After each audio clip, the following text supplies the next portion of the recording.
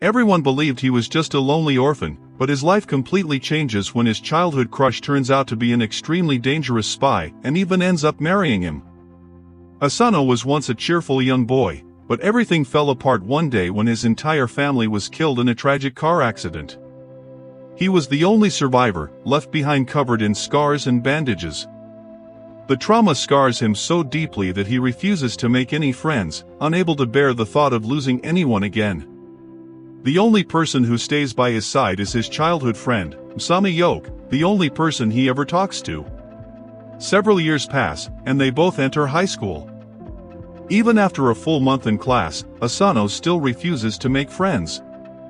A small group of 3 boys constantly invite him to hang out and be friends, but he rejects them every single day. Meanwhile, Msami easily bonds with everyone and becomes a high school idol, every guy's crush. She walks over and sits with Asano during lunch, encouraging him to hang out with the boys since they seem friendly. But Asano refuses and turns the conversation around, asking why, if she's so friendly, she didn't go out with the third-year student who confessed his feelings for her. She calmly tells him she wasn't interested and opens her lunchbox. Just as she's about to feed him, he, the school's vice principal, suddenly intercepts the bite and starts eating it himself. Asano is shocked, having never heard him approach, while an annoyed Msami tells him to go away. He laughs and says he can't resist her delicious home-cooked food, then leaves, but not before telling Asano to meet him in his office after school. Later that day, Asano heads to the office, confused about why he wants to see him. When he enters, he greets him warmly, having prepared tea, and asks him to sit down. Asano feels extremely uncomfortable with how close he is sitting. That discomfort turns into shock when he begins asking about Msami and why Asano is so close to her. The situation grows stranger as he shows him photos of Msami dating back to when she was only 3 years old, disturbing, considering they've only known he for a month. He continues talking about how hard it is to keep boys away from her, even admitting he once beat a third-year student until the boy promised never to look at Msami again. Alarm bells start ringing in Asano's head when, in a sudden movement, he pulls out a knife and presses it against Asano's throat, telling him to say his prayers. Just when everything seems hopeless, a white-haired girl crashes through the window, stops, he throws a flashbang, and escapes with Asano. Asano wakes up later that evening, surrounded by unfamiliar faces. His social anxiety kicks in, and he panics, running straight into a wall in confusion. Msami calms him down, explaining that these people are her siblings and that he's in the Akira house. She introduces them one by one. The white-haired girl is Fuda, the green-haired guy is Shinzo, the pink-haired girl is Shin, the furry one is Kino, and the one wearing a bucket helmet is Nana. She finally reveals the truth: her family is made up of spies, and admits she's been hiding it from him for 10 years. Asano starts freaking out, but she reassures him, saying spies are pretty common nowadays and can even be booked online. He thinks it's all a joke and grabs a gun from Shinzo, assuming it's a prop, but it fires, terrifying him. In just minutes, his entire world is turned upside down. Fuda explains that they're freelance operatives and even have a 4.8-star rating on Trustpilot for completing their jobs. Kino adds that he is the oldest sibling, the one who appears most often in spy magazines and is responsible for boosting their family's reputation. Fuda then tells Asano that he is the strongest spy in the family and apologizes on his behalf for putting Asano's life in danger. She explains that when Msami was a child, there was a massive accident in which she was severely injured, and he took all the blame on himself. Ever since then, he became obsessed with the mission of protecting his sister at all costs. All these years, he let Asano slide only because he was her childhood friend. But everything changed recently when they received an anonymous tip online, posted on Twitter, about a possible assassination attempt involving Msami. That tip gave he the perfect excuse to finally get rid of Asano as well. Suddenly, an alarm blares throughout the house, and everyone jumps to their feet. Fuda tells Asano that he must have already entered the house and is coming to finish him off. Asano starts panicking, but she tells him not to worry, honestly saying that he's probably safest staying with them. Still, she admits that even fighting 5 against 1, their average win rate against he is only about 30%. She turns to Asano and tells him the only way his life would truly be safe is if he marries Msami right now, She explains that their household follows an unbreakable rule: no family member is ever allowed to be killed, and not even he would violate that rule. All Asano has to do is exchange rings with Msami, and the marriage would be complete. They could live together as a family. The word family triggers Asano's PTSD, and he starts breathing heavily. Msami tells Fuda that forcing something like this on Asano, who's terrified of forming connections, would be cruel. Fuda apologizes for being insensitive, and everyone prepares to fight. But then they realize it's already too late. He is sitting calmly among them. He turns to Shinzo and says he dismantled all of his traps, then orders them to hand Asano over. Fuda steps forward, grabs him by the tie, swings him through the air, and slams him into the ground. Shinzo uses his robotic arms to pin him down, while Net takes some steroids and punches him in the face. Kango and Shin rush Asano away. Unfortunately, he isn't hurt at all. He activates his special move, blasting them away as he stands up and criticizes them for leaving too many openings in their attacks. Asano is stunned by how powerful everyone is. Fuda tells the others she'll buy them some time and charges at but he activates his spider wire ability, blocks all her attacks, and binds her to the ceiling. Shin tells Kango to hide Asano somewhere while she pulls out her phone and activates drones that descend from the ceiling and open fire on Meanwhile, Tango takes Asano to another room, and together with Msami, they hide him behind a concealed picture frame. A short while later, he enters the room after destroying all the drones, without a single scratch on him, only to find Msami and Asano standing there together. He orders her to hand the boy over. Instead, she charges at him with a gun and their dog, but he is far superior. He restrains her instantly with his wires and removes her mask, revealing Tango underneath. Realizing resistance is pointless, Msami reveals herself wearing Asano's disguise and tells him that Asano poses no danger to her. But he says there's only one way he'll spare Asano: Msami must agree to never leave the house again. The condition catches her completely off guard. He walks toward her, telling her she'll never have friends, romance, fun, or even internet access, but she'll be safe forever.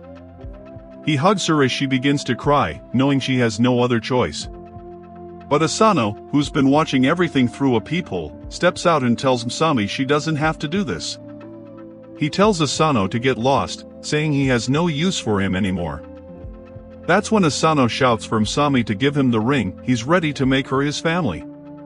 Msami cries tears of joy as she pulls out one of the rings and throws it toward Asano. He leaps forward to catch it, but to everyone's horror, he is faster. He traps both Asano and the ring with his spider wires at the very last moment. Just when he thinks it's over, Asano shows his determination and strength. He forces his way through the wires, shredding his hands, grabs the ring, and slips it onto his finger, completing the marriage and officially becoming a member of the family. Everyone watches in shock. Msami rushes forward and hugs him tightly. Fuda turns to a devastated he and tells him that now he can't harm Asano, and that he'll also have to train him so he can protect Mutasi. Later that night, Asano finally gets up to head home. Even though Fuda offers to drop him off, he refuses and decides to go on his own, feeling like he needs some space and mental clarity after everything that happened. He lies down on his bed, staring at the ring on his finger, replaying the insane events of the day in his head before eventually drifting into a deep sleep. The next morning, he wakes up to his alarm, and the moment his eyes open, he sees he's standing over him with a knife in his hand. He immediately tries to stab him, but Asano rolls away just in time, barely saving himself. He looks impressed and casually says it was just a friendly test. Asano yells, asking what the hell he is doing in his house, but he calmly replies that this is the traditional Yukira family wake-up call. Asano rightfully believes he was just about to be murdered, but he insists it's all part of his training. He explains that to be a spy, Asano needs to learn how to sleep while staying constantly alert.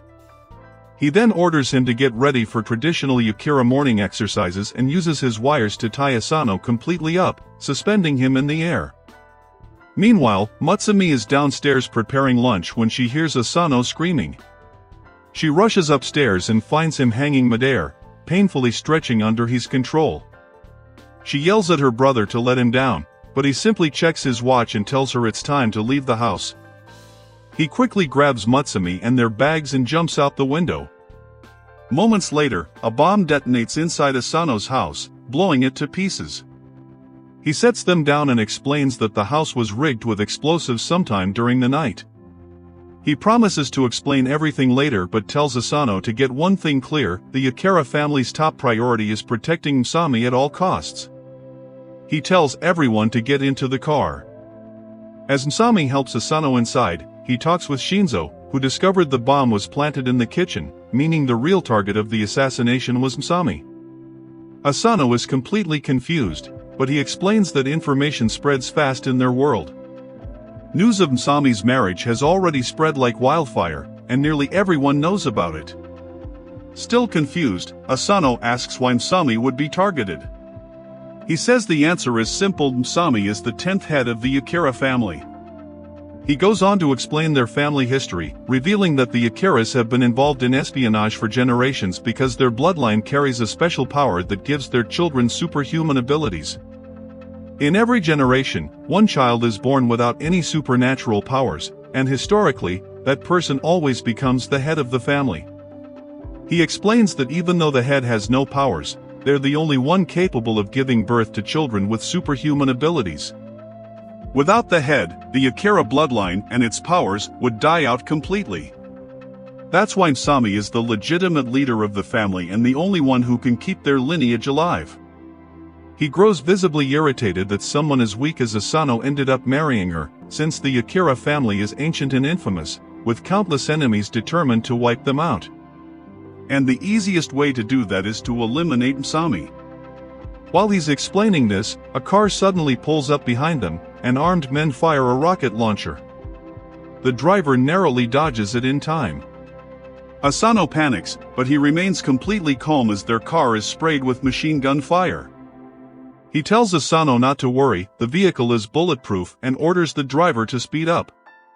The attackers give chase, pulling out a high-powered machine gun and opening fire on the limo while he casually sips his tea. Msami tells Asano not to worry, explaining that their pet dog, Goliath, is the best driver they have, which only freaks Asano out more. As rockets continue flying toward them, a sharp turn causes he to spill his tea, instantly annoying him. He steps onto the roof of the car and uses his wires to block every bullet effortlessly. Another RPG is fired at him, but his wires shredded instantly. After showing off, he lashes his wires toward the pursuing vehicles, slicing them apart and causing massive explosions. He then calmly climbs back inside the car as if nothing happened at all. He tells Asano that marrying Msami means it's now his responsibility as well to protect her at any cost. He hands Asano a gun and orders him to kill anyone he even remotely suspects. He then shows him a Twitter account belonging to the person who planted the bomb at his house. According to this guy is one of the most skilled bombers alive and extremely dangerous. However, he has one major flaw: he's addicted to social media and practically exposes his own plans online. He tells Asano to stay with Msami the entire day since he has another job to handle, and he threatens to kill Asano himself if Msami gets even a scratch on her during PE class. Not long after, Asano gets a notification on his phone. The bomber tweets that the second bomb has already been set. Asano looks around and spots a shadow moving through the school corridors, so he immediately heads toward the infirmary. The nurse asks if he needs anything, but he backs away and returns to class instead. During lunch break, he keeps his eyes on Msami as she chats with her friends. Suddenly, another notification pops up: the third bomb has been planted too. Asano looks around helplessly and starts to understand just how dangerous Msami's life really is. While he's lost in thought, the three guys walk up to him and offer him some chocolate. To their surprise, he accepts it and eats it without hesitation. They're shocked and ask what happened to him, since he wouldn't even talk to them before. Asano suddenly realizes he completely forgot about his social anxiety, but then it starts creeping back in, and he blacks out. He wakes up in the infirmary with Msami watching over him, asking if he's okay. He thinks about how kind she is and asks her if she's really sure he's the right person for her. He says that even though they've been childhood friends, he never knew about her family or the fact that she has to fight for her life every single day. Hearing this, Msami gives him a karate chop on the head, telling him he's wrong, that he is the one who married into a crazy family like hers, and that she always wanted to marry him. This helps him calm down a little. Suddenly, he notices a bomb attached to the ceiling, seconds away from detonating. The bomb explodes with a deafening blast, destroying everything in the room. But Asano manages to save Msami by pulling her under the couch. He realizes the bomber is far more intelligent than they gave him credit for. The Twitter updates were just distractions, forcing Asano to focus only on Msami. He removes his coat and discovers a small bomb strapped to his shirt, about to explode. The bomber knew Asano would stay close to her, so he turned Asano himself into a walking bomb, guaranteeing Msami would be caught in the blast. With no time left, Asano decides to sacrifice himself to save Msami. He jumps out the window, accepting his death. But at the last second, he saves him, suspending him in the air with his wires. He praises Asano for his courage and says his job ended early, so he came to check on them. Asano looks at the bomb and realizes one of his wires slipped inside it and stopped the timer, saving him from certain death. He tells Asano that they're family now, and family always comes first. He admits that even though he hates Asano for marrying his beloved sister, he would still give his life to protect him. He pulls Asano back inside and casually plays with the bomb, saying their mission isn't over yet. Just then, the rest of the siblings arrive, and Shinzo drags in the bomber, handcuffed and barely standing. He binds him together with the bomb using his wires and launches him high into the sky. Moments later, the bomber explodes in a spectacular display of fireworks as the Akira family, along with Shinzo, sit back on the couch and watch it all unfold. The next morning, Asano wakes up from a nightmare where he helplessly watches Msami being kidnapped. After waking, he still feels groggy and accidentally steps on the dog's tail, earning himself a painful but affectionate bite on the arm. He heads downstairs, where Mutsumi immediately treats his wound, apologizing for the dog's behavior while gently playing with it in an adorable way. Seeing this brings back the heaviness of his dream, and determined to never let it become reality, he approaches Fuda and begs her to train him so he can become stronger. He says he wants the strength to protect Msami from every danger, admitting that last time he barely saved her by pure luck and would have died if not for he. Fuda tells him he's naive if he thinks strength comes that easily and demonstrates her own power while explaining that she began training in multiple forms of martial arts at just 3 years old and went on her first deadly mission at the age of 6. Even for someone born with Akira genes, it took 3 years to fully master martial arts, so for a normal person, it would take far longer. She tells him he's foolish to believe emotions alone can make him stronger, but she's still willing to give him a chance. She asks if he's ready to enter the Akira all-out training program, the fastest way anyone can grow stronger. Asano gets excited, but Fuda tells him to slow down and explains the condition: he must stay in the Akira household for a full month, and only after that will his real training begin. He thinks it'll be easy, just staying there, but the moment he stands up, a trap activates. He barely grabs the edge in time and looks down to see sharp spikes waiting below. Fuda casually tells him she forgot to mention that the entire Akira house is filled with deadly spy training traps. It won't be easy, but if he survives, she'll train him further. The next morning, he's woken up by the screeching cry of the ugliest bird imaginable. Because he doesn't wake up fast enough, a bomb detonates inside the room. He barely escapes the smoke, only to trigger another trap as a flamethrower erupts behind him, scorching everything in its path. He sprints down the hallway and finally reaches the breakfast table, where Msami tends to his injuries. He asks how she avoids all the traps, and she calmly replies that they don't activate for her. This surprises him, but Shin explains that the traps are controlled by a computer system. Once someone successfully avoids and disables all the traps, the system recognizes them as a house member and grants them control over the traps. She adds that for most people, clearing all the traps takes around 2 years, which is an extremely long time. Before Asano can complain, a sharp pain hits his stomach. Fuda explains that all the food in the house contains a small dose of poison to help build resistance. It won't kill him, but it will definitely cause diarrhea. He immediately rushes to the bathroom, only to find it locked. It won't open unless he picks the lock and cracks all the codes. From that day on, Asano's daily life turns into absolute hell. While the rest of the family manages to shut the screaming bird down before it explodes, Asano becomes its regular victim. The fridge is surrounded by lasers, which isn't a problem for Shin, who uses her drones, or Fuda, who relies on her superhuman speed, but Asano triggers the trap every time. When he tries to turn on the TV, machine guns emerge and open fire. To turn it on safely, he has to shoot the remote's power button, but the recoil knocks him flat on his back every single time. At lunch, he still can't handle the poison or crack the bathroom codes, even with Msami's encouragement. When he tries to take a shower, he discovers it's designed to simulate Russian interrogation techniques, something he absolutely hates. The next day at school, he looks like a walking corpse, barely responding to anyone. It turns out he's been forced to wear a 30-kilogram weighted shirt to maintain his strength even while resting. After another exhausting day, he heads toward his bedroom but notices Msami asleep at her desk, having overworked herself. He gently places a blanket over her, and inspired by her dedication, he goes outside and practices his shooting skills. Msami wakes up, brings him back inside, makes him some tea, and tells him to slow down, reminding him that he's already protected her before.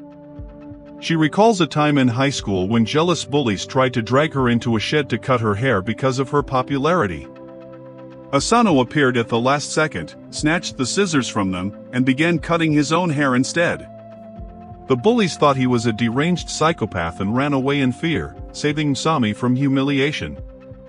He promises her that he'll become stronger and always stay by her side, then heads back to sleep.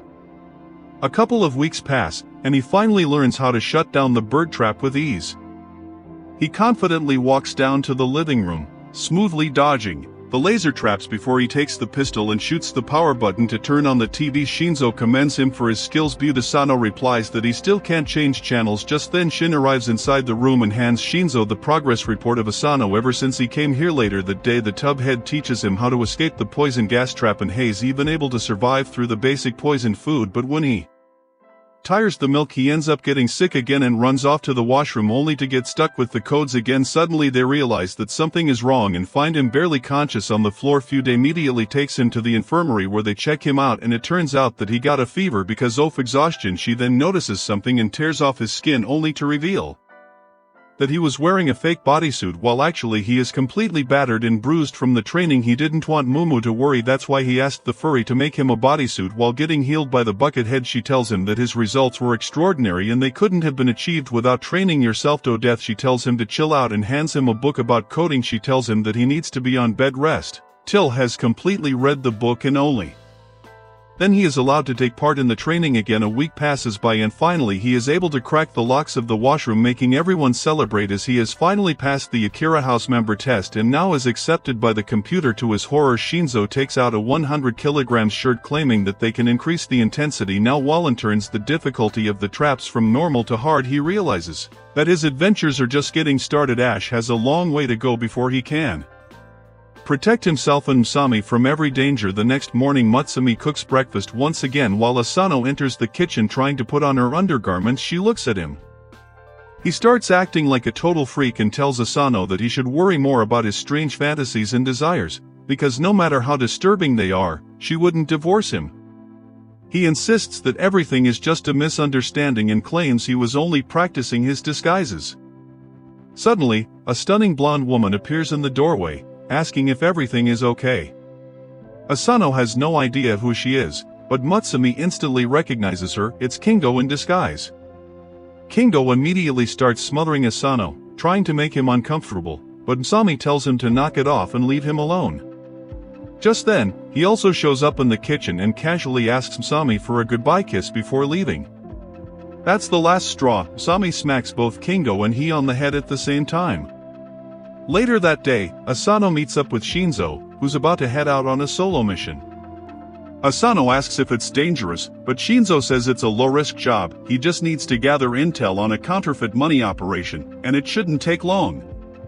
Asano wishes him luck and heads to school with Msami.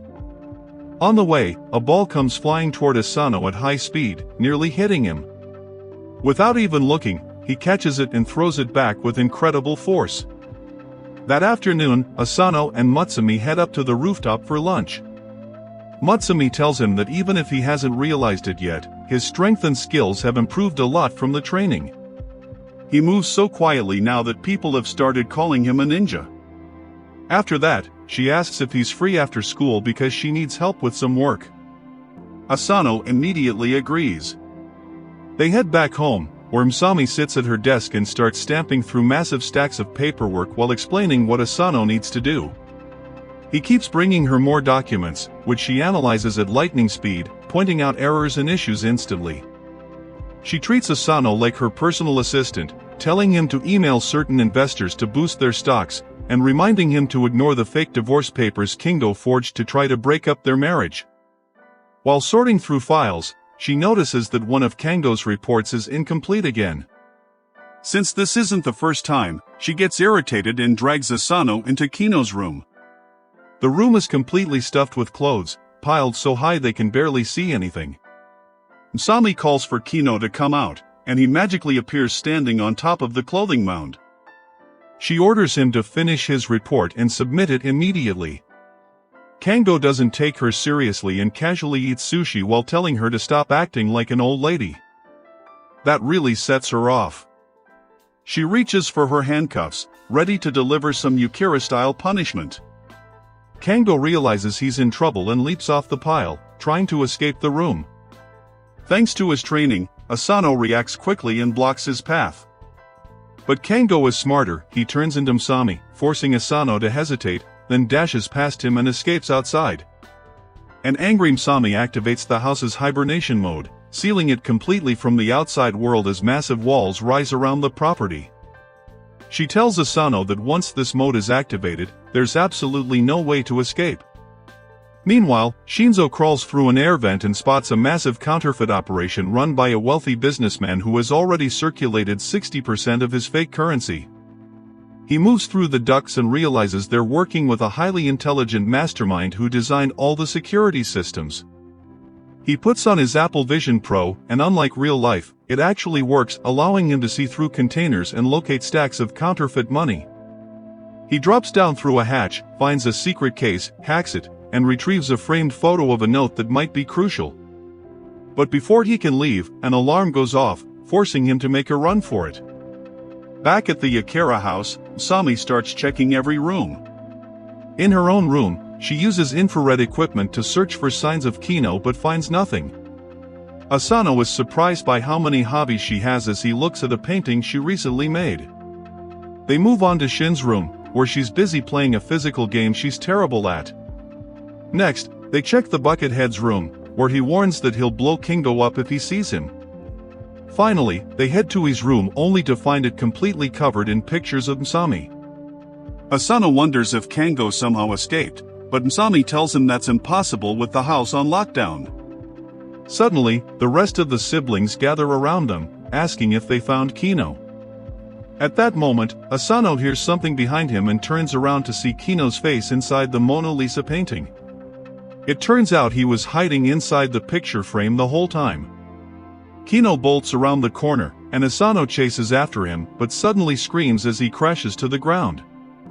Msami rushes over and finds him rubbing his head, explaining that Kino threw the frame at him and escaped into a hidden cavity in the wall. Msami yells angrily, declaring that he must have found a way out of the lockdown maid, and angrily makes her way back to Kino's room, claiming that she will remove the lockdown soon as Asano enters the room, though she immediately handcuffs him and claims that she is not as stupid and knows that Kango is impersonating Asano right now. She claims that there is no way to escape the lockdown, so Kango must have switched places with Asano and hit him in the hopes that Msami will release the lockdown.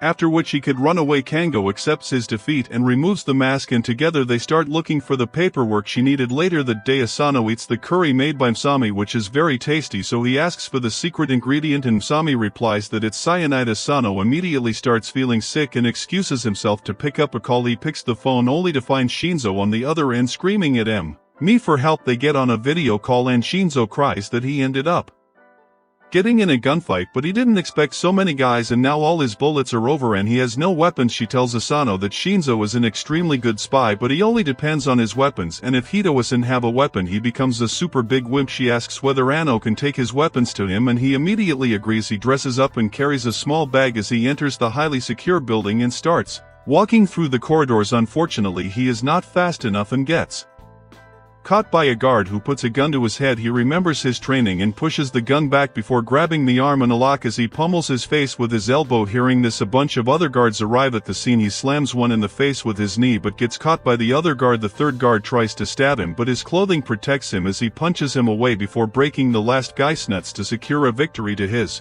surprise, another guard arrives, so he quickly grabs his gun which Shinzo gave him and uses it to shoot a massive electric bolt at him, which incapacitates hesitates him immediately. He finally finds Shinzo, who immediately holds on to him for dear life and thanks him for the guns which he keeps rubbing against his face. Suddenly some more guards enter the room but Shinzo's personality changes as he gets up and shoots all the guards within a split second before giving Asano the framed note. He exits the room and deals with all the goons with extreme ease. Ash shoots all of them down before throwing a grenade at the last group and shooting at midair. He then takes Asano as they start exiting the building but Asano ends up getting shot in the leg by a sniper. He falls to the ground as he starts bleeding out while the sniper tells Shinzo to drop his weapons. Shinzo follows the commands to make sure Asano survives and drops the gun, but Asano remembers that Shinzo can turn anything into a weapon if it has a good grip, so throws a fork at him which he grabs and shoots it at the sniper's barrel, causing it to misfire. This gives him enough time to grab his gun and shoot the adversary, saving Aso's life. By the time night falls, Shinzo starts walking back while carrying Asano on his back as he thanks him for saving his life. Asano thanks him back, saying that he would have been dead if it wasn't for Shinzo saving his life from immediate death. Meanwhile, a hobo enters another facility and beats every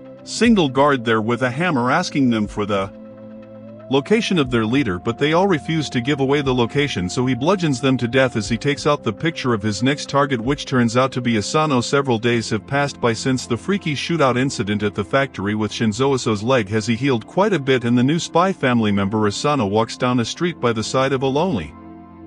The road is already dark, but Asano has a bright expression on his face as he talks to Msami on his phone. She's telling him the backstory of a special Ferris wheel in their city. According to the legend, a long time ago, a couple got into a terrible argument that turned into the biggest fight they'd ever had. But after riding the Ferris wheel together, they completely forgot about their argument and fell in love all over again. Ever since then, it's been known as the matchmaking Ferris wheel. Asano chuckles at how silly the story sounds, and she continues, saying she'd love to spend a day there with him on their next day off, riding the Ferris wheel together. The rumor says that any couple who watches the sunset from it will stay happy together for a very long time. As she keeps talking, he blushes slightly, but her voice slowly fades into the background when he notices a white sedan pull up beside him on the side of the road. He watches closely as a man steps out. The man is dressed in shabby gray clothes, with hair covering most of his face. Asano freezes, staring as the mysterious and intimidating man slowly turns and locks eyes with him. Msami notices Asano has gone quiet and calls his name, but in a serious tone, he tells her he has to hang up and lowers the phone. The man from the car walks toward him and calls Asano by name to confirm his identity. Asano is unnerved that a stranger knows who he is and keeps his eyes on him as the man reaches into his coat and slowly pulls out a police ID. He introduces himself as Hodo, a police officer from the Kwasumi precinct. Without explaining further, he asks Asano to come with him to the police station for questioning. With no real way to refuse, Asano agrees. At the station, he's led into a dark interrogation room lit by a single dim bulb. Without wasting time, Hodo opens a laptop and shows him a photo found on the dark web. The image shows Asano during the fights from a few days earlier. The sight shakes him to his core, his face turns pale as he realizes anyone online can see it. The Akira siblings had promised they were careful about covering up their missions, so how did this end up on the dark web? Hodo continues, showing more images: Asano using illegal firearms, breaking and entering private property, being involved in a high-speed chase on public roads while Msami's pet was driving, and even being present when the ceiling bomb exploded at his school. Asano knows he wasn't responsible for half of these incidents, But he stays silent as Hodo accuses him of multiple crimes. Hodo says he has enough experience to know a teenager couldn't have pulled off all of this alone, yet there's no footage of any accomplices. He believes Asano is working with a secret organization operating in the shadows. Hodo tells him that if he cooperates and provides useful information, the police will reduce his punishment. He pressures Asano to reveal everything he knows and expose the people he's working with. But Asano knows better, snitches get stitches. Thinking of the Yukira family, he glares back and firmly states that he doesn't know anything. Hodo tells him to calm down and think carefully. He pours Asano a glass of water, then openly opens a packet and mixes a white powder into it. Asano watches closely as Hodo casually claims it's just added minerals, nothing suspicious. But Asano immediately recognizes it as truth serum and refuses to drink it. Lacking subtlety, Hodo resorts to force. Before Asano can react, he grabs his face and pours the liquid down his throat. Thanks to his training with the spy family, Asano manages to hold the liquid in his mouth, forming a large bubble before spitting it out. When Hodo realizes the serum didn't work, he snaps and turns violent, pulling out a hammer and slamming it into the table. Asano's reflexes kick in, and he dodges, stumbling into a nearby bag. Red liquid spills out, and he assumes it's blood. Hodo confirms it, saying it belongs to a drug dealer he recently killed. Hodo lunges again, pinning Asano to the wall with the hammer raised, giving him one last chance to talk. As he brings the hammer down, Asano jerks his arm away, and the wall shatters instead. To his shock, Asano notices Hodo smiling slightly. It turns out Hodo is an old ally who helps cover up Yukira operations.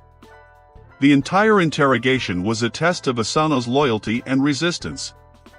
He passed with flying colors, even impressing the normally emotionless Hodo. The next day at school, he, also the vice principal, takes over a class. Asano is completely exhausted, fighting to keep his eyes open.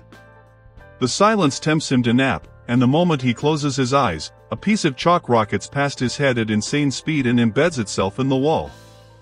Fully awake now, Asano hears he tell him that if he can't fight sleep, more chalk will come his way. Msami tries to argue with her brother and stop him from pushing Asano so hard, but Asano agrees he'll train his brain to function with little to no sleep. He releases thick smoke using a chalk duster, knocking the entire class out cold. Msami survives thanks to her gas mask. Asano falls asleep too, but even unconscious, his trained body reacts instantly, blocking every chalk thrown at him. With his training progressing well, Asano is sent on his first official mission to an amusement park. He's tasked with discreetly identifying a couple rumored to be carrying firearms and confiscating their weapons. As he waits, Msami shows up, announcing she'll be joining him. He's thrilled and hopes to enjoy the day together so she'll see him as a good husband. They observe 3 suspicious couples, following them across rides and games. Asano keeps noticing a lovey-dovey couple dressed in matching outfits, constantly doing romantic gestures. Inspired, he buys a rose to give Msami. The first 2 couples turn out to be harmless. They then follow the final pair, both wearing suits, into a restaurant. Msami goes to buy drinks while Asano notices the man reaching into his coat. Asano draws his gun, preparing for a fight, but the man simply pulls out a ring box to propose. Relieved, Asano lowers his guard until loud shouting erupts from the romantic couple. They hurl insults at each other, and the man storms away. In a shocking turn, the woman pulls out a gun and aims it at him. He responds by drawing his own weapon. Panic explodes through the restaurant as customers rush for the exits, trapping Msami in the chaos while the unhinged couple opens fire, bullets flying everywhere. Asano dives under a table to shield a nearby child. From there, he draws his gun and, with just 2 precise shots, instantly disarms the unstable couple. The police arrive quickly and take them away, and the day is more or less saved thanks to Asano. To wrap up their time at the amusement park, Asano and Msami ride the matchmaking Ferris wheel together. He gives her the rose he bought earlier, slightly damaged from the shootout. She blushes and accepts it as the Ferris wheel slowly rises, revealing a beautiful sunset. If the legend is true, maybe they'll be lucky enough to stay a happy couple for a long, long time.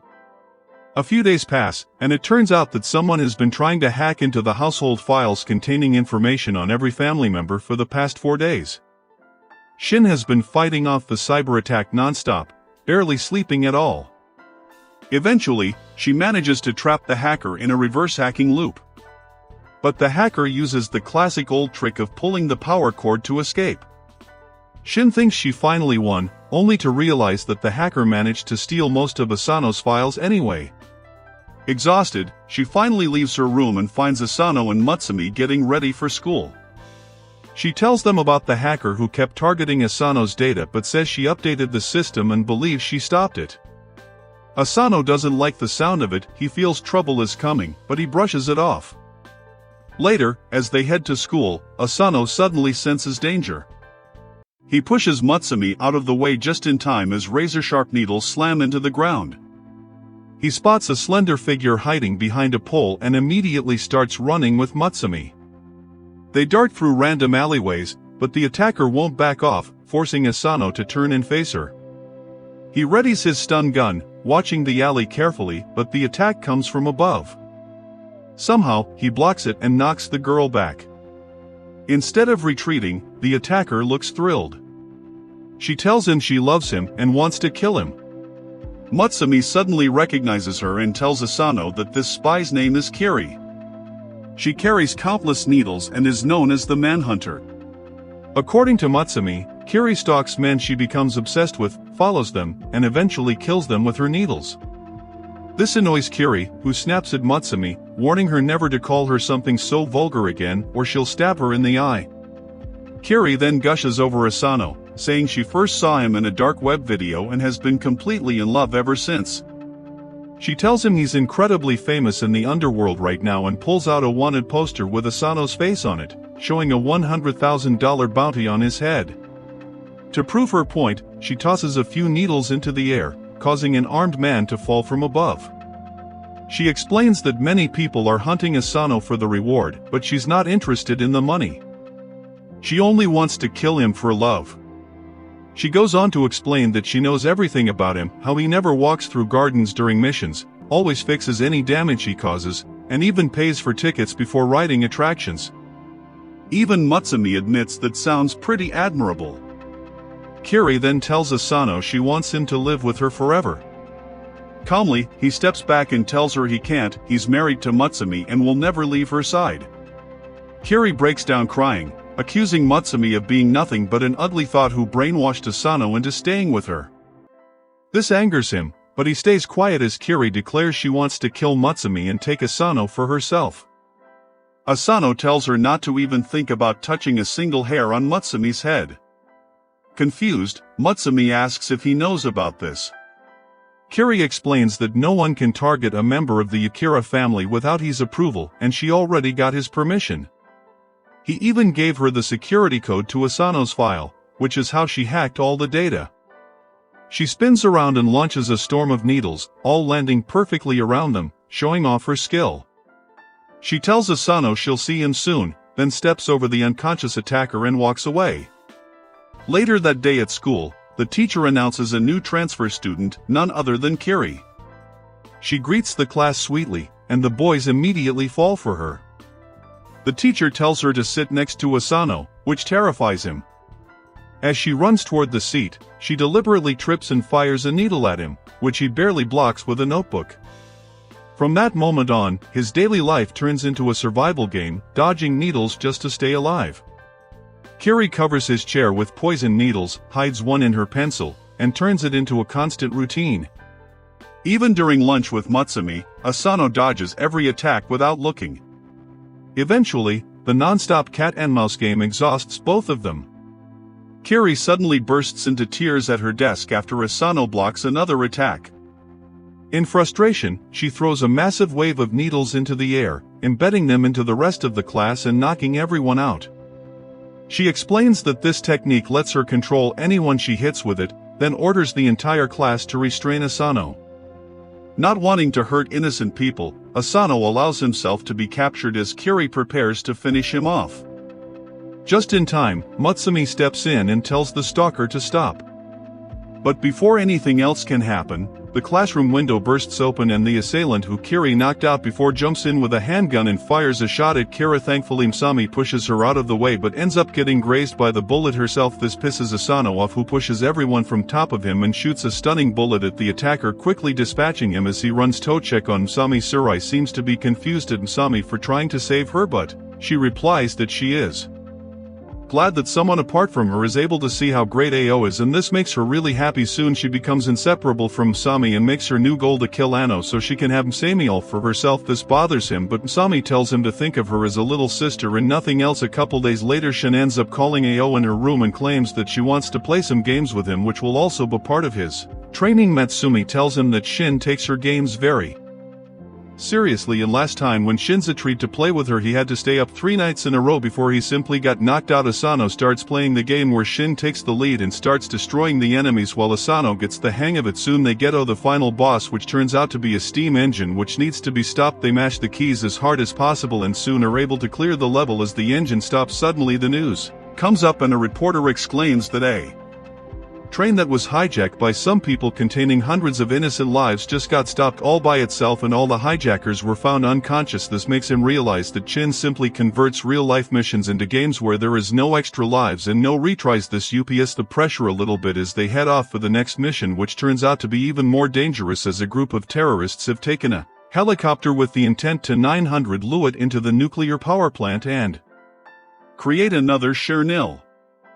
She tells him to try his very best as she starts maneuvering through the complex landscapes and attacks the enemies. Meanwhile Asano is unable to find a way to move through the obstacles and keeps getting stuck to a point where he ends up glitching out and starts phasing through walls and doing all kinds of awkward stuff. Shin ignores all this and starts making her way up to the final boss, and after jumping in the air she delivers the killing blow to the boss, eliminating it entirely. Surprisingly, the match isn't over yet as the terrorists had a plan B and they initiate 100 off drones all at once to destroy the power plant. Even Shin thinks that this might be out of their hands, but Asano uses his craftiness and revives the boss with a potion before using it to kill the hordes of enemies. They also get aided by Kiri, who joined from her own computer, and together they destroy all the drones, winning the game and stopping the terrorist attack. Shin, however, is not pleased at the fact that Asano was taking advantage of glitches, so she forces him to play with her for 2 nights straight, after which he gets knocked out as well, wondering what his next mission will be. A couple days pass by and one morning while Asano was doing his Jigachat training as he did weighted push-ups with 500 kilograms on his back, he gets a call from Nano, who claims that he needs help. Asano asks what's up and Nano claims that he is currently on a top secret undercover mission in an evil lab where scientists are trying to make bioweapons. He claims they've already created a pill that, if detonated, could instantly wipe out everyone within a 10-kilometer radius. The situation is extremely serious for Asano, but Nano talks about it like it's just another normal day. He explains that he used his chemicals to put the entire lab to sleep, but he doesn't think it's safe to carry such a powerful bioweapon outside. Instead, he decides to swallow it himself like a champ, claiming the human body has natural defenses and his body, in particular, is especially good at handling things like this and will probably neutralize it easily. The only downside is that he immediately starts feeling extremely sleepy and begins acting like a drunk. Nano tells Asano that he needs him to come pick him up from the secret lab because he can't risk being found by scientists or security while he's passed out. Asano asks for his location, but Nano only manages to give a vague, half-baked description before falling asleep. Worried, Asano quickly gets dressed and heads out for the lab. He manages to reach the general area, but something feels off. It all seems far too easy. He hasn't encountered anyone yet. Turning a corner, he finds several guards lying unconscious on the floor. Moving carefully with his gun raised, Asano wonders if this was Nano's doing, but it doesn't feel like his usual style. As he advances, he hears a guard nearby, but before he can react, a weighted chain slams into the guard and knocks him out instantly. 2 young men step out of the shadows, clearly familiar with Asano. They ask if he's also there on a mission. The green-haired one introduces himself as Sway and introduces his yellow-haired partner, Aoga. He explains they work for a government intelligence unit. Asano remembers hearing about these elite government spies, known for being top tier compared to freelance groups. Sui says they were sent to neutralize the lab and asks Aoga if he hears anything.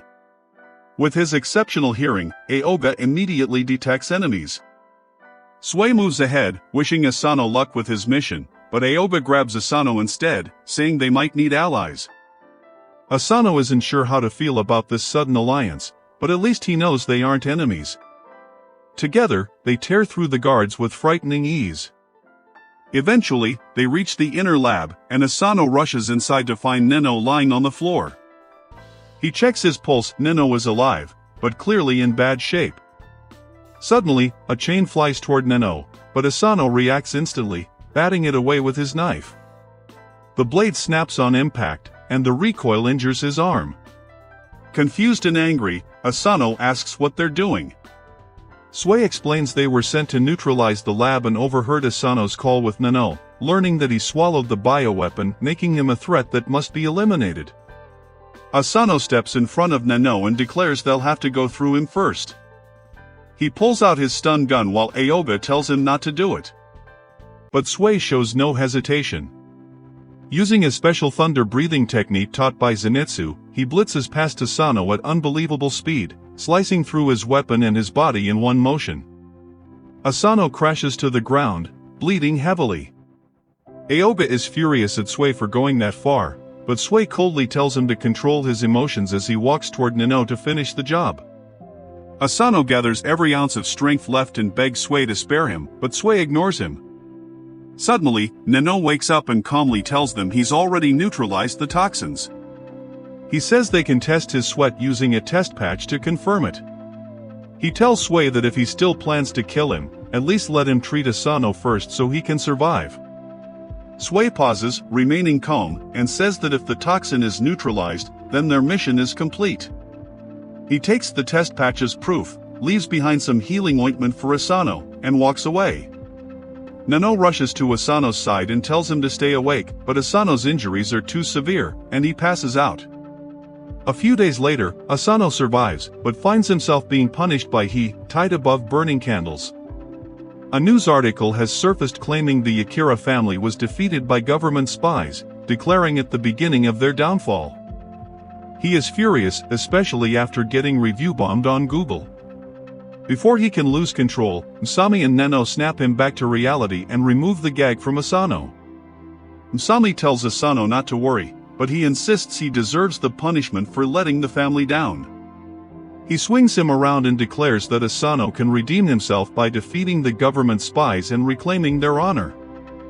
He explains that those spies possess special skills that make them elite and that spy warfare is all about information. If Asano wants revenge, he needs to steal intel from them. The next day, Asano starts tailing Sui. Sui casually shreds a delinquent's clothes with his sword, then walks up to Asano and asks what he wants. Shocked that his cover was blown so easily, Asano honestly admits he wants to learn from him. Sui says he doesn't care and tells Asano to do whatever he wants before sprinting away at insane speed. Asano chases him through crowds, leaping over obstacles, but Sui simply slices off his clothes again, getting Asano arrested for public indecency. The following day, Asano tries again on a train, but Sui repeats the same trick. On the third day, Asano waits on top of a building while Sui and Aoga eat lunch. Once they're done, Sui strips him again before walking away without a word. The next day Asano is able to tail them till the evening when they are fighting with some ruffians. Asano also helps by getting rid of them, which impresses Oga, but Sui again tries to unclo him, only this time Asano manages to dodge it a little bit and manages to save his dignity by making sure his pants were still there. Oga laughs at this, which pisses Sui off, and he loots both of them of their dignity. Right there that evening Nano heads down into the kitchen only to find he chopping some crispy water. Nano asks whether he has seen his son and Hayes replies that he found him on the front door as usual without any clothes. Nano asks whether Hepadano back in his bed, but Hayes replies that he thought Asano would serve better as a chopping board. Nano punches him away and puts Asano back on the table, where Asano apologizes for being so weak. Nano tells him that he is a very cool person because he always does things in his own unpredictable way. This suddenly makes him realize something about Sueya, and he goes on to tell him another day. This time he manages to do so for a full day, and by the time night comes, Sueya attends to his last task of cleaning a gravestone and commends Asano for being the first person to tell him for a full day to give him the proper respect for that. Sueya claims that he will treat Asano as an equal and finish him off. He takes his sword out and attacks Asano once again like so many times before, but this time Asano manages to grab his hand into a lock before throwing him up in the sky. He realized after getting slashed up so many times that no matter what the first attack that Sueya delivers is always towards the center of the body, which is a predictable habit. Sueya manages to fall back on his feet easily while Asano stands there as he still got slashed a little bit and starts bleeding. Sueya commends him and tells Aga, who was trying to hide, that he can come out and treat Asano. Aga immediately patches Asano up as he finally gets over the hurdle in his way with the name of Suesun. Everyone forgot about his defeat against Sueya, but the spy newspaper picked up on his naked sightings and called him a pervert, which is a new problem that he doesn't know how to deal with, even though Mutsu promises to love him even if he is a pervert. Couple days passed by when one morning Mutsumi asks Asano whether he could help her with an errand, and he obviously agrees. They start walking through a seemingly popular park as Asano wonders what kind of errand could possibly require him to carry so much stuff on his back, like a pack mule. Msami tells him not to worry and to just keep walking. When they reach a bench, Asano freezes. The familiar green-haired man is already there, waiting for them. Sueya gives them a curt greeting, while Msami casually asks how he's been. Asano can't wrap his head around what's going on and asks what all this is about. Msami explains they have some work to do with Sueya, which is why she brought him along. Still confused, Asano asks if she actually knows him. Msami smiles and tells him not to worry, Sueya is just a friend. That word immediately makes Asano uneasy, since his ex used to say the same thing. But Msami reassures him, saying that in the spy world, you end up meeting a lot of people, so it's normal. The three of them start walking, with Sueya and Msami chatting casually while Asano trails behind like their personal assistant. Soon, they enter what looks like a cafe, which completely throws Asano off. He thought this was supposed to be some serious work meeting. Still, he follows them inside. The cafe looks like an overpriced Starbucks knockoff, full of rich people with too much money. Sueya steps up and orders a coffee with a name Asano can barely pronounce. Asano is horrified, while Msami looks impressed by his ordering skills. The barista presses several buttons on a machine behind the counter, and suddenly, a trapdoor opens beneath them. They all fall through it. Asano is left free-falling with the massive luggage on his back, while Sueya effortlessly carries Msami like a princess as they casually talk mid-drop. Sueya welcomes them to the government spy facility. Asano immediately tells him to keep his hands off his wife. Msami laughs and says it's fine, he's just a friend. Sueya somehow pulls a cup of tea from nowhere and starts sipping it, telling Asano to stay alert because things might get dangerous. Right on cue, an arrow flies past Asano's forehead, followed by a storm of arrows, darts, spikes, and even high-powered lasers. Sueya explains that this is both a security system and basic training for intruders. Calm and graceful, Sueya deflects every projectile with his sword. Asano, on the other hand, desperately jumps and dodges however he can. Sueya lands smoothly on his feet beside Msami, while Asano crashes face-first into the ground. Sueya immediately warns him to move, just as a massive metal ball nearly crushes him. At the last second, a woman steps in and punches the ball into countless pieces. Asano stares at her in shock as she asks if someone as weak as him can really protect Msami. Everyone sits down, and Asano finally realizes the heavy bag he carried is filled entirely with sweets. They came here for a tea party. The woman devours an entire cake, while Sueya eats politely. Asano still can't process what's happening. Msami explains that the woman's name is Run. She's a classmate of his, and the two have never gotten along. The one thing they share is their love for Msami. Ren dotes on her affectionately before turning to Asano and saying she always wanted Msami to marry a strong man who could protect her without fail. She mentions that Sueya told her about Asano and called him a turd face, but Sueya corrects her, saying he actually called Asano a weak dirtbag for a spy. Msami immediately defends Asano, saying that even if he lacks experience, his heart and determination are just as strong as his. Before things can settle, the walls suddenly start shaking and collapse from one side. Emerging from the dust and debris is he, furious that they took Msami without his permission. Ren steps forward and tells him to come back later, they're having a tea party. He snaps and attacks her with his wires. Ren counters with a single punch that obliterates them instantly. Both of them are completely determined to fight. They launch at each other, attacking, blocking, and countering at blinding speed, so fast Asano can barely track their movements. The intensity of their clash starts tearing the entire facility apart, triggering a red alert as staff are ordered to evacuate. Msami casually tells Asano this happens every time, which leaves him stunned. Sui jumps in, sword drawn, trying to break up the fight, but he's instantly swatted away like nothing. Suddenly, Msami jumps between them, forcing both fighters to halt, but it's already too late.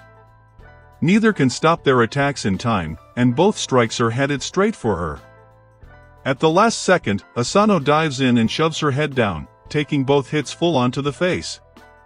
The impact knocks him backward into Msami's arms. Everything goes silent. Msami speaks calmly but firmly, telling both of them that if they don't stop fighting right now, she will never speak to either of them again. That instantly brings them to their senses.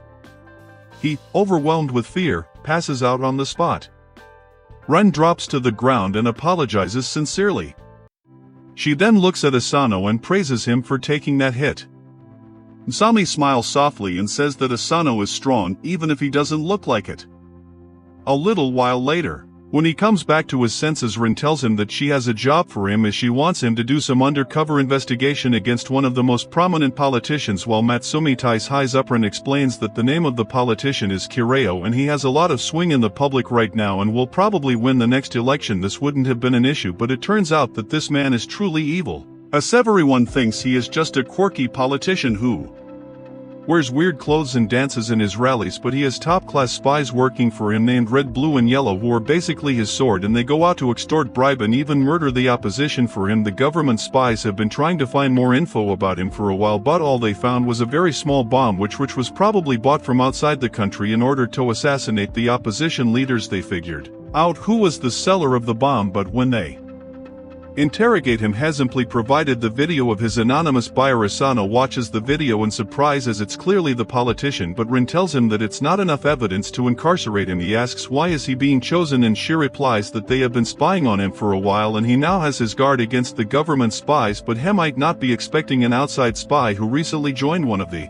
FRE glancing families. She tells him that they will need to change his looks a little bit, and immediately Sueya chops his hairs off while Msami colors it black and makes him wear a secretary uniform. He looks at himself horrified to find himself as a cross-dresser who catfishes people. Ren tells him that Kireo has recently posted an advertisement for a secretary with the same features and he will definitely hire him. The plan works, and at the very next public appearance he introduces Asano in front of everyone as his new personal secretary. They all keep dancing as loud music plays behind when suddenly a bunch of protesters move on stage and start shouting that Cairo is nothing but a tyrant and if left unchecked he will become a dictator. After that everything went to as scuffles started breaking out and chaos ensued. During that time one of the huge woofers end up getting knocked over and were about to fall on top of one of the protesters. Budo, everyone's surprise, Cairo runs ahead and takes the damage while saving the protester. He claims that the public eyes everything for him and he wants people to come up with arguments against him as that is the only way he could better himself and his party. This touches the heart of the protester and they shake hands as everyone around cheers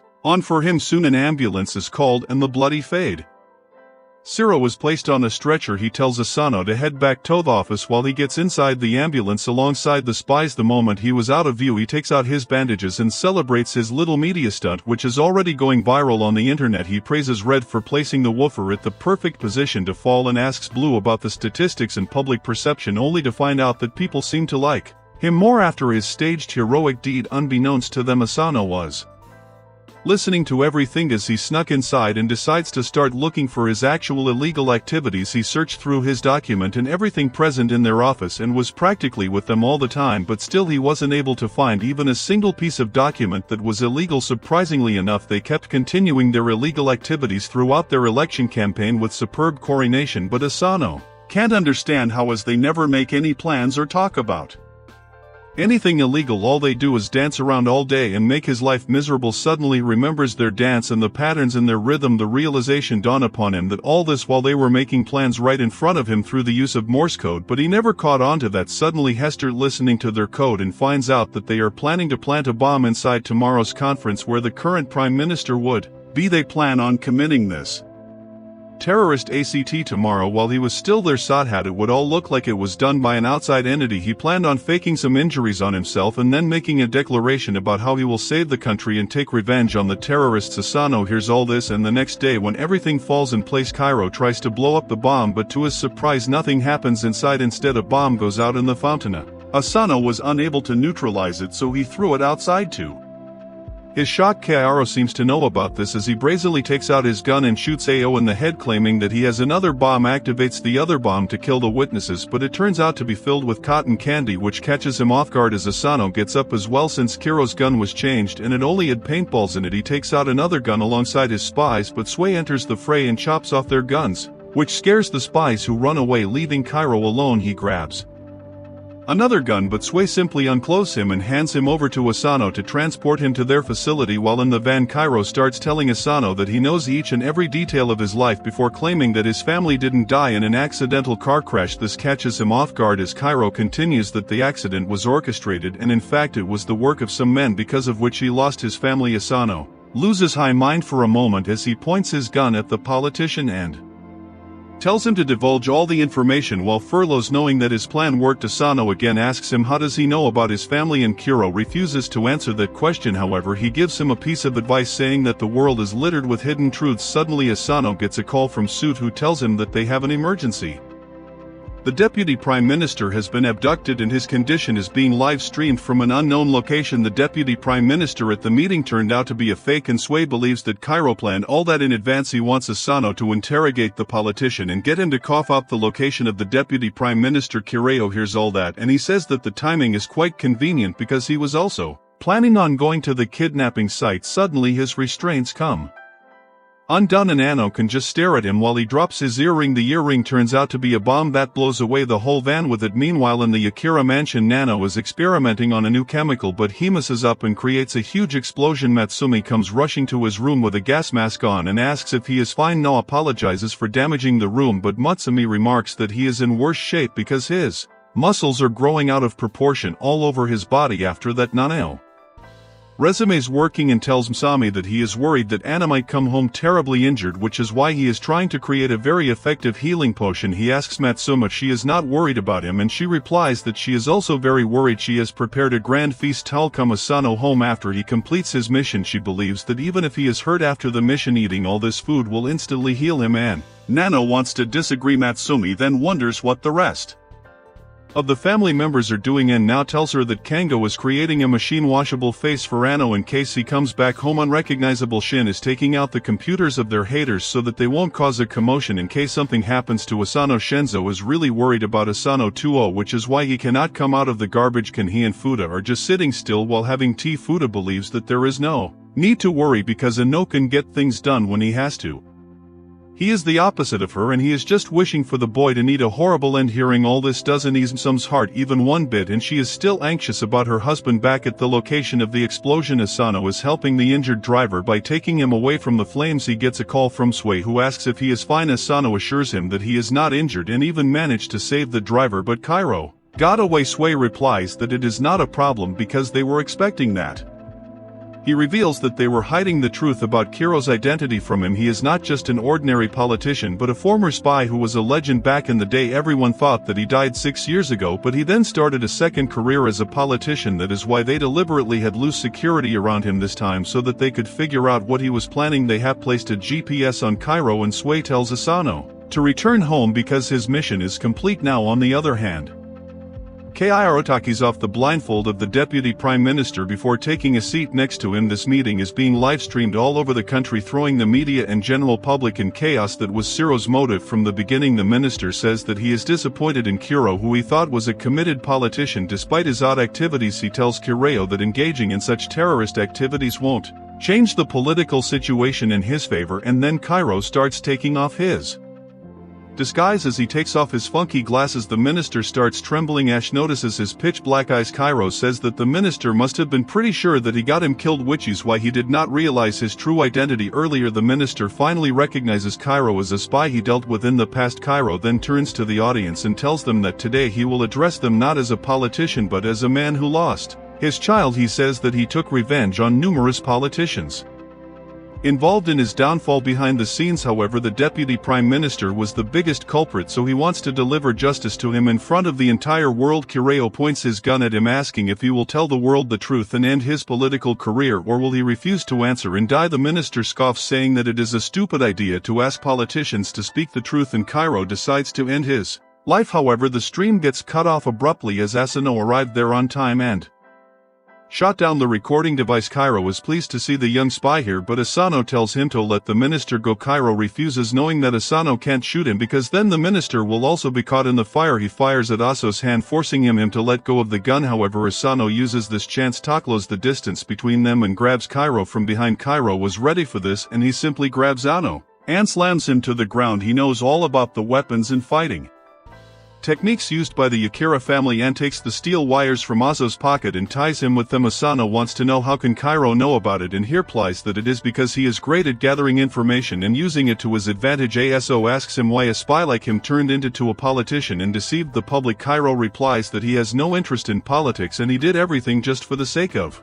revenge. Asano is curious now, and Shiro tells him that because of his excellent abilities was very valued in the political world. He often used to do the dirty work of politicians, but when he went home he was just an idiot father who loved his daughter. He put on the funky wig and glasses to entertain his daughter on her birthday, and she just laughed at him, trying to act like that. She told him that if he wanted to surprise her, he should have not said us the gift in advance. Cairo didn't know what she was talking about, and the girl pointed at a box in the corner that suddenly exploded, taking their entire house with it. Kireo lost his daughter because of the explosion, and he could only cry for her. Realized that his masters had decided to dispose of him now that he had done everything for them.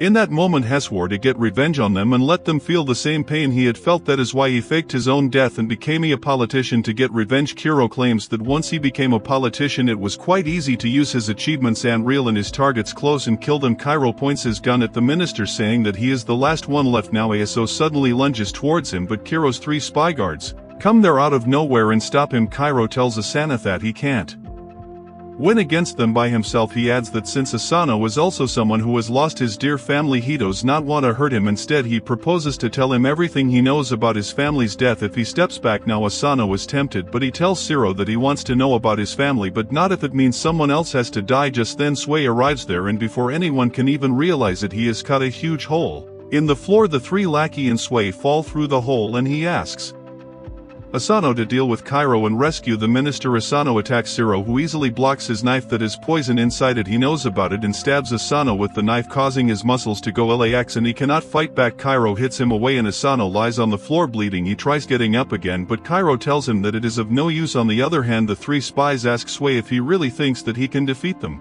They show their special abilities. Red specializes in using fire, blue in using high-press water that can cut through anything, and yellow in electricity that can fry any computer and any brain. They act like Power Rangers, saying that together they are unbeatable. Sui is impressed by their confidence, and he decides to reveal his trick to them too. He tells them how his trick allows him to move really fast and silently, which is discreetly helpful in battle. The 3 spy brothers combine their powers and send a giant elemental ball towards Suiwo. Uses a special demon Slayer type move to slash through it in one go. He even defeats the 3 brothers in the same move and then decides to back up Asano. However, he suddenly feels a presence behind him and swings his sword at it instinctively. There is nothing there, but Sui is sure that someone very powerful was there just a moment ago. Back on top, Asano gets up somehow and Cairo talks to him about how the pain of losing one's family never truly goes away. He tells the boy that he cannot change anything about his life or his current situation. Asano admits that he's right, but then he remembers one day when he went to pay respect to his parents' grave. Matsumi was praying by his side, and that gave him a lot of strength. With that in mind, Asano charges towards Kiro, who is confident that Heck knows about all the techniques or weapons he can use. However, just as Asano reaches him, he uses the silent stepping technique of Sui and appears behind Cairo before he can even realize it. Cairo wonders how Asano knows about it. It turns out that he had already warned Asano about the dangers of fighting a pro because they would always know everything about him. However, that feeling of having all the knowledge can be efficiently used against the pros because then they lose their ability to deal with the unexpected. He had told Asano that he doesn't even need a perfect or refined technique to take a pro by surprise because anything that surprises the opponent will work. Asano reaches behind Kairo and grabs his arm, cracking open the antidote to the poison hidden in his teeth. Kireo tries stabbing him with a knife again, but he blocks the attack with a hard synthetic skin on his arm. Shiro loses the knife and pulls out his gun, but Asano is already too close to him to let him take a shot. He pushes his hand back and then jams the gun with a slime. Kairo pulls out his second gun, but Asano chops it using the steel spider wire and then pins him. Toth ground hero realizes that his excellence in gathering information turned out to be his downfall. He praises Asano, saying that he will become a great spy one day. Until then he must keep moving forward out of respect for his actions and determinations. Kairo decides to share all his information with him. He grabs Aso's hand and puts something there, but before he can tell him about his family he is shot in his neck. Asano is stunned because he didn't even hear a gunshot and there should be no one behind him to take the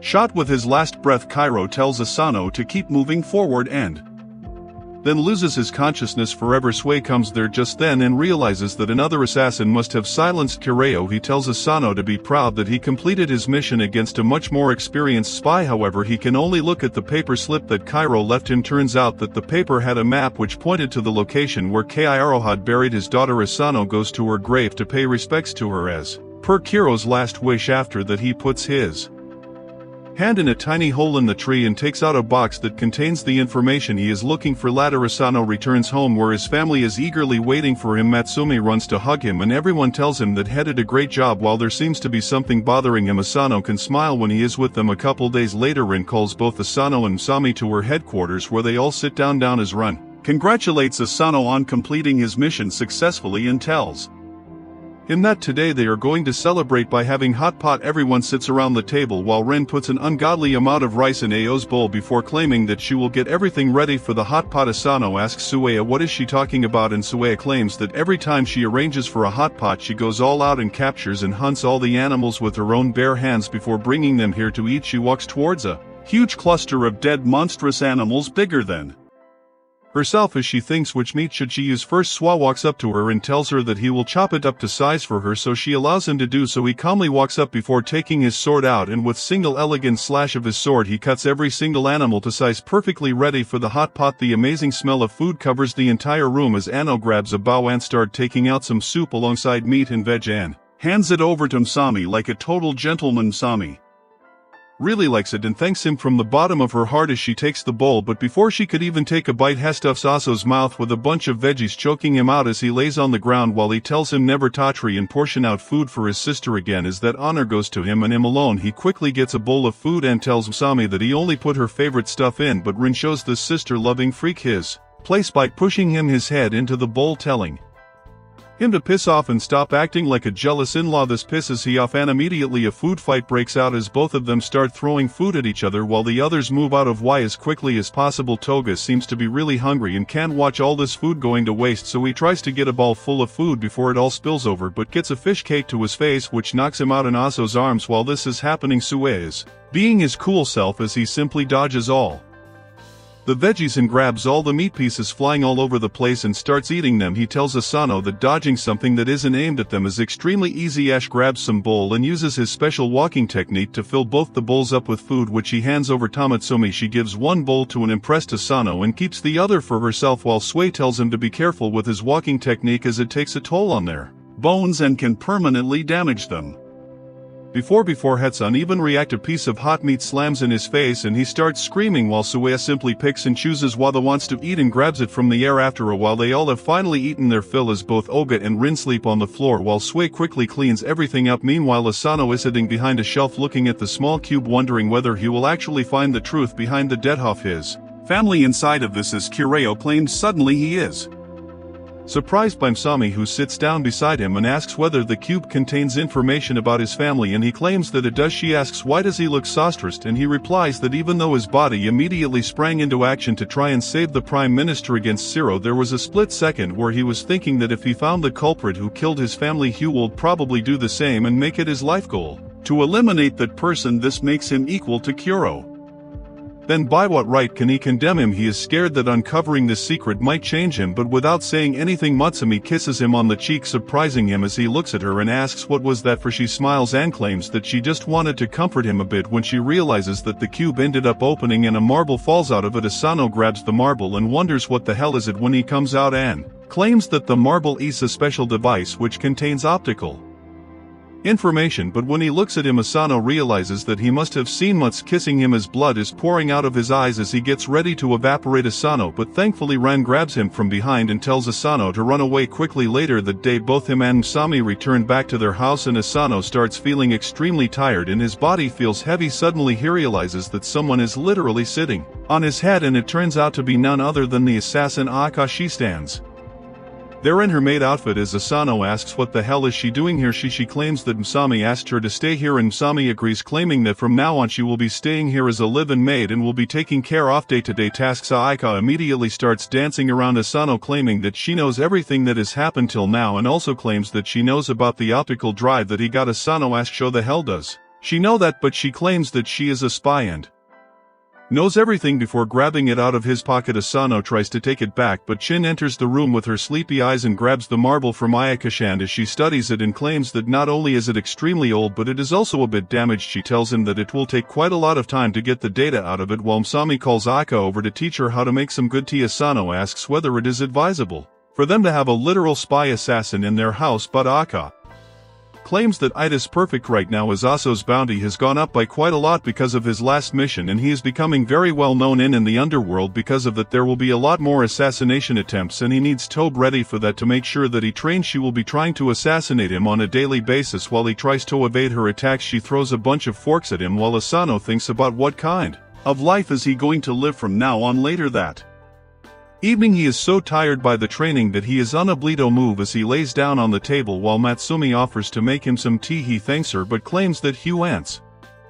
to take a bath first. He enters inside the bathroom for a refreshing shower when to his surprise Ika emerges from the bathroom scaring him and starts clicking his pictures, claiming that it is important for a spy to be vigilant especially when they are vulnerable. She keeps clicking pictures and then grabs a bottle and starts squirting an acidic solution that burns the walls. Asano keeps dodging them as he tries to move away when to their surprise the house defense system activates and shocks the living daylights out of Aka in the bathtub. This was not anticipated as she tells him not to come near otherwise he will get shocked as well. Asano tries to find a way to save her when he breaks the wall and finds the main power outlet. Without a second thought he jumps into the tub and grabs Aka while grabbing the power supply with his other arm. Aka tells him to leave her but he continues trying and manages to short the power supply, creating an explosion, after which he stands on top of Aka on the ground. Unfortunately for him, Hayes finds him in this scandalous position and grabs a prehistoric torture device because no man should even look at another woman if he is married to Msami. Asano starts running away as he chases after him alongside Aka, who has fallen for Asano once again as they chase him naked through the house. A couple of days pass by when Asano starts going on his regular mission once again. One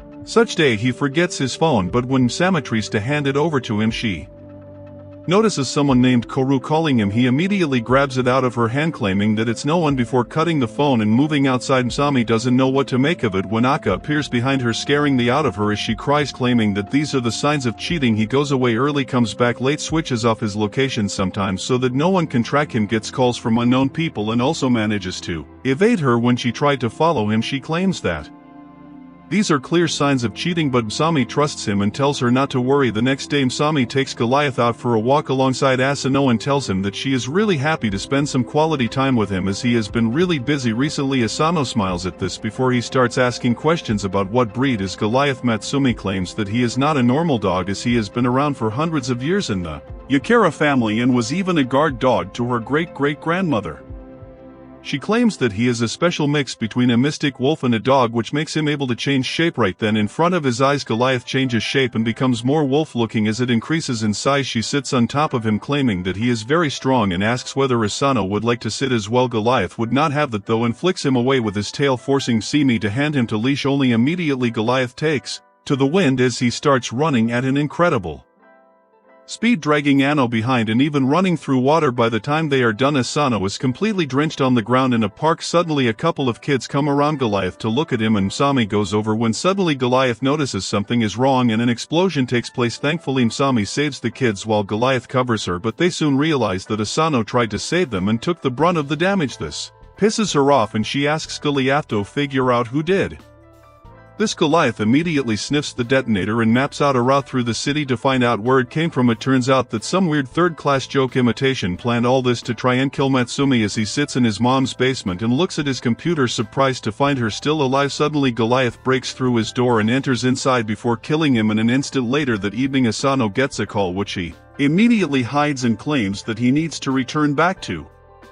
The house. Msami doesn't ask much questions and tells Goliath to take them back, but to their surprise this time Goliath allows him to sit on his back. Ash takes them home. Back at home he gets immediately attacked by Aka, who accuses him of cheating, and hearing this even he comes over to torture him. Before they could do anything though, two people enter the room claiming to be government spies who claim that there have been a misunderstanding and Koru is the name of the old man. He takes out the special dark sweet tea leaves which Asano wanted to get, as he claims that Asano simply wanted to get his favorite tea leaves, which are extremely hard to find. For that he went through countless missions to retrieve the ingredients but wanted to keep it a secret. He can't believe that a guy who he antagonized so much would do something like this for him, as he almost chokes himself out of shame. Later that evening they all sit down and have some amazing tea as they discuss about the future plans for the Yakira family. If you liked this video, make sure